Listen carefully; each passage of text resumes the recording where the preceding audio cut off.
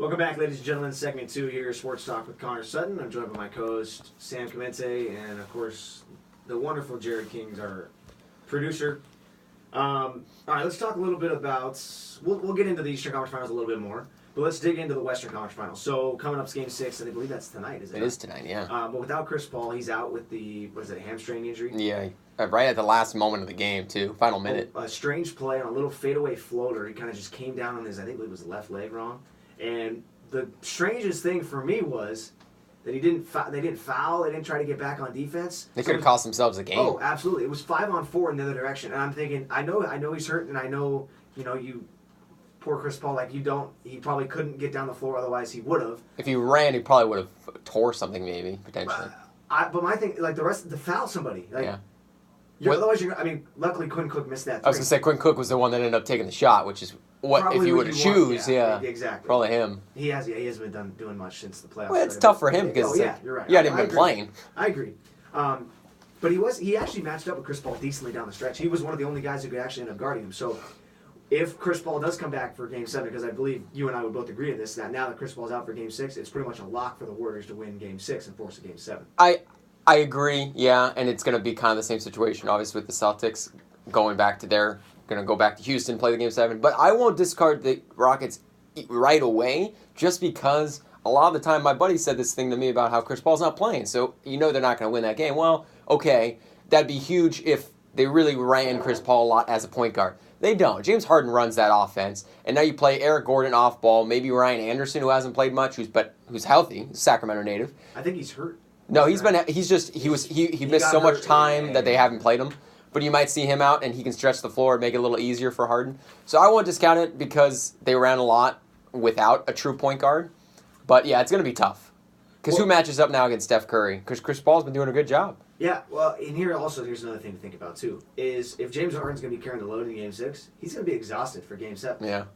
Because if they want to win Game 6, which, let's be honest, I bet you that the Warriors are going to be favored by double digits or close to it because Chris Paul being out. And they're on their home floor. Yeah.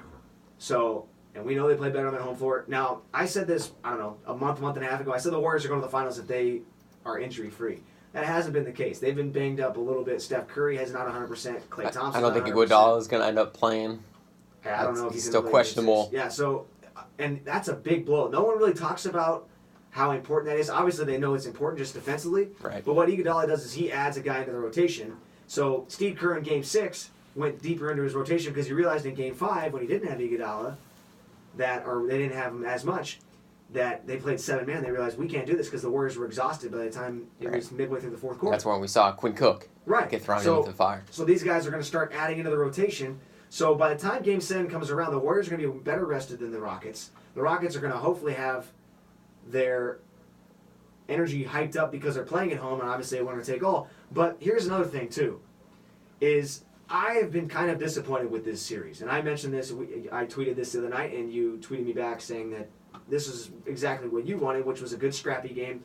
When I think of these two teams, Rockets win, for sure. Well, I don't care too much about who wins the series. Yeah. But I would want, from these two teams, we've been talking about how good their offense is all year. And the Warriors' defense has been good this year, too. I mean, always has been. But I'm saying, specifically, we talked about how great these offenses are, but we haven't seen a stretch of basketball yet, to me, that has lived up to my expectations of how good this series is supposed to be. Between these teams, how they play. Yeah, and because they're so fast-paced and there's so much threes, I want to see a back and forth, even if it's a short period of time, a back and forth where both teams are hitting threes and they're not missing. And we saw a little bit of that in Game 1, and Game 1 got me so excited. If it got close down the stretch, the Warriors kind of pulled away in Game 1. But it's kind of disappointing to see the Rockets go to this isolation. And when they've gone to this isolation style of play, that's when they've struggled. And that's what they're going to have to do in Game 6 without Chris Paul. They'll go to a pick and roll and try to get a switch and then have James Harden with a mismatch. That's what they've been doing all series. Alley-oop to Capella. Right. And my issue with that is, when they do that in Game 6, it's not going to work as well as they have been when they pass the ball around and they do facilitating to the other guards, shooters, and things like that. So it's a little bit different for the Rockets. But when you talk about the Warriors coming into Game 6, their momentum is going to be back. They're going to be playing on their home floor. We all know how tough it is to win for a road team at Oracle Arena. So the Rockets are either going to have to, and a lot of times we see teams in Game 6 just kind of roll it in anyway. They basically just want to get back to Game 7. Right. So that very well could be. I predict the Warriors are going to just absolutely roll the Rockets in Game 6. I have a tough time saying that because in this series, different than the Celtics Cavaliers, we've seen it's obviously not been to the level in which you're saying you wanted to see it, but these games have been a lot more competitive, a lot closer, whereas it seems like every other game between the Celtics and Cavaliers, the Cavaliers are destroying the Celtics. It's like a blowout. And then the first 2 games were blowouts by favor of the Celtics. And that series, I haven't really been a fan of that series, just because the games haven't even really, I feel like the games haven't even been that close. Yeah, you're right. But, I mean, I don't think the games have been that close for the Rockets and Warriors. But The last game was a great game, right down to the wire. It was down to the wire, but it was not good basketball. A lot of turnovers, a lot of Warriors had a lot of turnovers. I mean, both teams were sloppy. It kind of looked like a regular season game that wasn't all that important. I mean, we usually see a better game on Christmas Day between these two teams. Like, Game 5 was not the game that America deserved. When we went in, when Chris Paul got moved to the Rockets, in our minds, every basketball fan's thinking, man, the Rockets and Warriors series is going to be epic. And the problem is I don't think this series has quite lived up to that expectation because we haven't had the offensive firepower we thought consistently from both teams to where we've seen both teams on fire at the same time. I hope it happens in Game 6 or Game 7, but to me, it's just, if it hasn't happened yet, something's going on. And you know what it has been? I think, honestly, both teams' defenses have stepped up huge. In games the Rockets have won, their defense has been good. In this last game in Game 5, Mike D'Antoni and the Rockets' defense clamped down on the Warriors. Did a good job. Never thought I'd say those words, Mike D'Antoni and defense, in the same sentence. But they've been physical with the Warriors, and the Warriors don't like that. Yeah. Steph Curry's not a physical guy. Kevin Durant's not a physical guy. Kevin Durant's skinny. Right, they both are. Yeah, they're not muscular. They're not dudes that want to back you down. So I'm saying, if the Rockets are extremely physical, and even if they pick up a couple cheap fouls and things like that, if they're physical in Game 7 with the Rockets or with the Warriors, I think they have a good chance to be successful. They're playing on their home floor. They're playing in front of their fans. And Toyota Center's been great as of late as far as when the Rockets are in the postseason, as far as getting excited and hyped up. They're not quite the Oracle yet. No, during the regular season, I remember they were dead. It was like the team wasn't a 60-win team when teams would go to play in Houston. But, I think... Can I give my prediction for that game? Sure, go for it. I was just going to ask you. Yeah, because I think I'm going to go a little bit more bold. I don't want to have... It would be great, honestly, to have 2 Game 7s. It would be. It would be fun. That would be exactly what you would expect between these. These are the top 4 teams easily. It would be really good for the NBA. It would be really good for the NBA. I'm going to go ahead on a limb and just say, if I am right about Ryan Anderson being healthy but just not having been playing, I think he's going to be reincorporated into the lineup now because they need another guy in the rotation. He's a really good stretch forward and a three-point shooter, which will help. And I think you'll see a lot of Gerald Green, who is a little bit overwhelming at times with how good he really thinks he is, but he also can surprise you and hit a lot of shots in a row. And he's athletic. And he's super athletic. And I'm going to go ahead and say the Rockets run a lot with James Harden and get more contribution because they need to without Chris Paul from their secondary players, and they pull out a really marginal victory in Golden State. Okay. And take it to the finals. In this series, we haven't seen James Harden play all that well. James Harden was horrible in Game 5. Right. He missed a lot. So that's why it's a bold prediction. Okay. Like now he's going to catch fire. Chris isn't here. Now, would you agree with this? If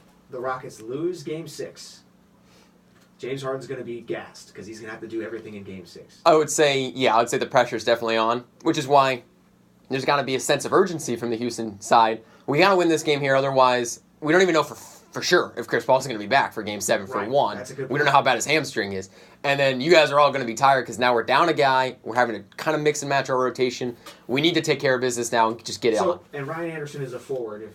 He's a forward. So I don't know if the rotation will shift up to where Chris Paul, who's a point guard, they don't have another point guard on their roster. Right. They don't really have a backup point guard. Their backup point guard was like Eric Gordon, pretty much. Which, so he can still run it. I'm just saying, I don't know if Ryan Anderson will be that fill-in guy. I don't know where they're going to make the rotation. I think the shift up would be you trying to find more scoring because now you don't have Chris Paul. So who can we bring in that can score for us? Who hasn't been playing? Which I would say would be Ryan Anderson because he can shoot a bunch of threes. We haven't seen Clint Capella playing down the stretch at the Rockets Center. Do we think because he misses a ton of free throws? Misses a lot of free throws, right? So I'm saying in Game 6, are they going to have to stick with him down the stretch? Yeah, I would say so.